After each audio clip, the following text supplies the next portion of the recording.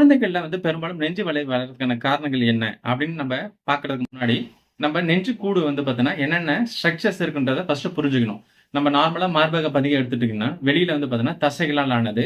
அது மட்டும் இல்லாம அதுக்குள்ளார வந்து பார்த்தீங்கன்னா, ரிப் கேஜ், இந்த ஸ்டெர்னமு, இந்த ரிப்ஸ் அது எலும்புகளால் ஆனது. அதுல வந்து நெறைய ஜாயிண்ட்ஸ் இருக்கு. அதுக்குள்ளார வந்து நுரையீரல் இருக்கு. நடுவுல வந்து பார்த்தீங்கன்னா, இதயம் இருக்கு. அதுக்கு பின்னாடி வந்து பார்த்தீங்கன்னா, உணவு குழாய் போகுது. இத வந்து கவர் பண்றதுக்கு வந்து பார்த்தீங்கன்னா, ப்ளூரான்ற ஒரு ஸ்ட்ரக்சர் இருக்கு. கீழ வந்து பார்த்தீங்கன்னா, வயித்தையும் நம்மளுடைய வந்து நெஞ்சு பகுதி பிரிக்கிறது வந்து டயப்ரம் இருக்கு. ஸோ, இத்தன வந்து ஸ்ட்ரக்சர்ஸ் வந்து பார்த்தீங்கன்னா, அந்த இடத்துல நெஞ்சு பகுதியில இருக்கு. ஸோ, ஒரு குழந்தை நெஞ்சு வலின்னு சொல்லுதுன்னா, இதுல இருக்கிற காரணங்களால ஏதாவது ஒரு கண்டிஷன் மூலமா நெஞ்சு வலி வரலாம். அண்ட் பெரும்பாலும் வந்து பார்த்தீங்கன்னா, 70லேருந்து 80% குழந்தைகளுக்கு வந்து நெஞ்சு வலி வர்றதுக்கான காரணம் பார்த்தீங்கன்னா, அவங்க உட்கொள்ற உணவு முறை தான். ஏன்னா, இன்னைக்கு இருக்க காலகட்டத்தில வந்து அவங்க நெறைய வந்து பார்த்தீங்கன்னா, ஃபாஸ்ட் ஃபுட்ஸு, ஜங்க் ஐட்டம்ஸ் வந்து சாப்பிடுறதால வந்து பார்த்தீங்கன்னா, பிஸ்கட்ஸோ, சிப்ஸோ, ஐஸ்கிரீம்ஸோ, இல்ல ஃப்ரைட் ரைஸோ சாப்பிடுறதால, அவங்களுக்கு வந்து அமில பின்னோட்டம், அதாவது கேஸ்ட்ரோ ஈசோஃபேஜியல் ரிஃப்ளக்ஸு, கேஸ்ட்ரைட்டிஸு, ஈசோஃபேஜைட்டிஸ் இந்த கண்டிஷன்னால வந்து பார்த்தீங்கன்னா, அவங்களுக்கு ஒரு நெஞ்சு எரிச்சல் மாரி இருக்கும். ஸோ, அத அவங்க என்ன பெர்சீவ் பண்ணுவாங்கன்னா, நெஞ்சு வலிக்குது, நெஞ்சு வலிக்குதுன்னு சொல்லிட்டே இருப்பாங்க. இதுதான் பெரும்பாலான குழந்தைகள்ல வந்து நெஞ்சு வலி ஏற்படுறதுக்கான காரணங்கள். 2வது வந்து பார்த்தீங்கன்னா, அவங்களுக்கு எங்கேயோ கீழ விழுந்திருக்காங்க, இல்ல ஏதாவது பொருள் எடுத்திருக்காங்க அப்படின்னா, அவங்களுக்கு ஏதாவது தசை வந்து பிடிப்பு இருக்கலாம். அது 2வது காரணம். 3வது வந்து நம்ம சொன்ன மாரி எலும்புகள்ல வந்து பார்த்தீங்கன்னா, ஏதாவது இன்ஃபெக்ஷன், வைரல் இன்ஃபெக்ஷன்லயும் பார்த்தீங்கன்னா, எலும்பு சார்ந்த இன்ஃபெக்ஷன் வரலாம்.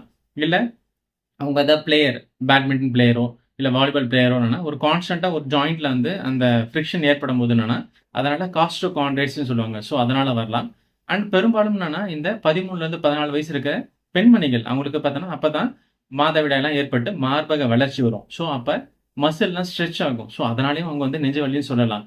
அதுக்கப்புறம் வந்து பார்த்தீங்கன்னா, நிமோனியா சளி. இப்ப நுரையீரல்ல ஏதாவது நிமோனியா சளி மாரி வருது. இல்ல இந்த ப்ளூரான்ற லேயர்ல வந்து பார்த்தீங்கன்னா, எதுவும் இன்ஃபெக்ஷன் இருக்குன்னா, ஸோ அதனாலயும் நெஞ்சு வலி வரலாம். ஸோ பெரும்பாலும் 95% பார்த்தீங்கன்னா, இதனால தான் நெஞ்சு வலி வந்து வரதுக்கான வாய்ப்புகள் வந்து குழந்தைகள்ல 2லேருந்து 3% தான் பார்த்தீங்கன்னா, ஆபத்தான நெஞ்சு வலி. ஆபத்தான நெஞ்சு வலி என்னன்னா, அது ரொம்ப நாளா இருந்துட்டே இருக்கிறது. அந்த நெஞ்சு வலி கூட வந்து பார்த்தீங்கன்னா, ஒரு படபடப்பு. அந்த நெஞ்சு வலி கூட வந்து பார்த்தீங்கன்னா, ஒரு மயக்கம். அதாவது சின்கோபல் அட்டாக்ஸ் சொல்லுவாங்க. குழந்தை வந்து பார்த்தீங்கன்னா, விளையாடிட்டு இருக்கும். திடீர்னு மயக்கம் போட்டு விடும். பிரேயர்ல இருக்கும். மயக்கம் போட்டு விடும். அதுக்கப்புறம் வந்து பார்த்தீங்கன்னா, ஸ்டெப்ஸ் ஏறுனாலோ, இல்ல கொஞ்ச நேரம் விளையாடினா மூச்சு திணறல் இருக்குது. ஸோ, இந்த மாதிரியான கண்டிஷன்ஸ் வந்து பார்த்தீங்கன்னா, அயோர்டிக் ஸ்டீனோசிஸ் என்ற இதயம் சார்ந்த தொந்தரவுகள், அந்த வால்வுலர் லீஷன்ஸ் கூட அசோசியேட்டடா இருக்கலாம். அது ரொம்ப ரொம்ப ரொம்ப ரொம்ப ரேர் தான். அப்படி இல்லன்னா, அக்யூட்டா வந்து வரக்கூடிய வைரல் வந்து பெரிகார்டைட்டிஸ் அதுல வரலாம். வைரல் மயோகார்டைட்டிஸ் வரலாம்.